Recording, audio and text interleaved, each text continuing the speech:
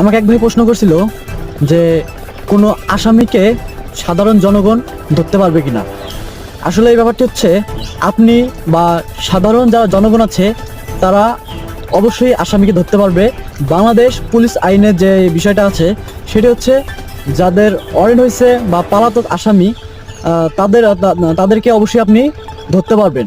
দেখা গেল একটা ব্যাংক বা দোকান, একটা বাড়িতে চুরি হয়েছে, সেই মুহূর্তে চোরকে আপনি ধরে ফেললেন, সেক্ষেত্রে আপনি সেই চোরকে ধরার অধিকার রাখেন বা সাধারণ পাবলিকের এটি পারমিশন আছে। সো আপনারা সবাই অ্যালার্ট থাকবেন। অবশ্যই যদি কখনো দুর্নীতি দেখেন বা কোনো অন্যায় দেখেন, অবশ্যই সেই আসামিকে আপনারা আটক করবেন এবং সাথে সাথেই 999 অথবা আপনার যদি থানার যদি কোনো পুলিশের মোবাইল নাম্বার থাকে অবশ্যই তাদের অবগত করবেন।